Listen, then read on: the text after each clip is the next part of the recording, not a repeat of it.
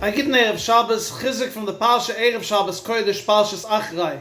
In this week's Parsha, we find that the Kohen Gadol is bringing Yom Kippur two Seirim. Chazal tell us that the two Seirim has to be the same value, same cost. It has to be the same look. They have to look the same, weigh the same. Basically, as much similarities that these two can have, it must have. Interesting. Two the same Seirim, they look the same, they cost the same. But look at the goyrel, look at the mazel. One will be makriv on the mezbayach. The Kohen Gadol will take him. It will be kodesh l'Hashem. He will be asur l'Hashem. The other one, what a terrible, schreckliche goyrel he has.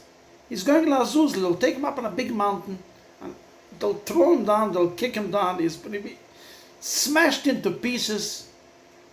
How can it be? What do we have to learn from it? The Torah is not a storytelling. Torah is telling us something that we have to learn about. What we have to learn from that is very simple. There could be so many times two people with the same matzah, the same situation, for good or the bad.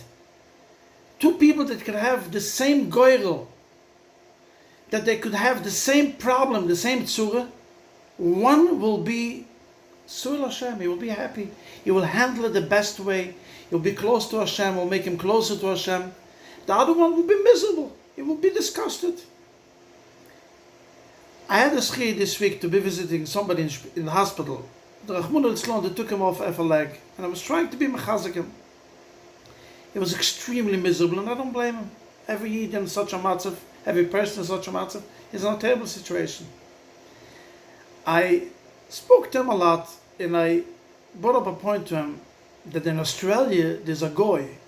His name is Vucic, I think, something like that.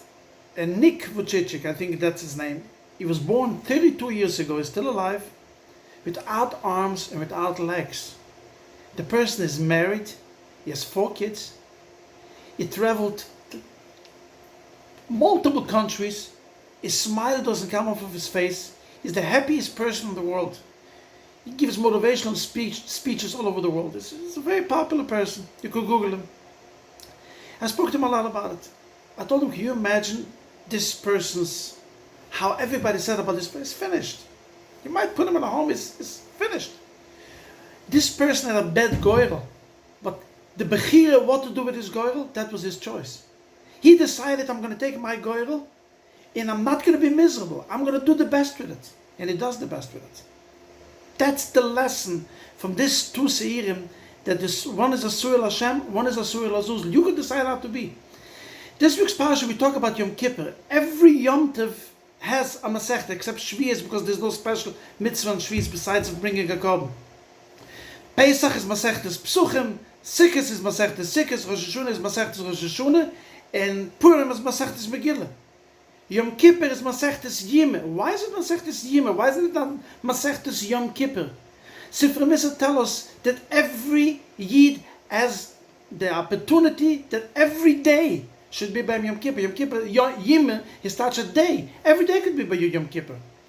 I'm not talking about the aspect of fasting and Chamish U'Nim and davening all day. No. I'm talking about the feeling that you're close to Hashem. I'm happy. I'm forgiving everybody. Everybody's forgiving me. I'm not going to be miserable. Hashem Elokim, Shema Yisrael Hashem Echad. That's what we have to learn from this week's Parsha. Goyrel? Yes. But how to take your goyrel is a new BECHIRAH. Let's all be mekabel b'ahava and let's have a good BECHIRAHs and a good Shabbos.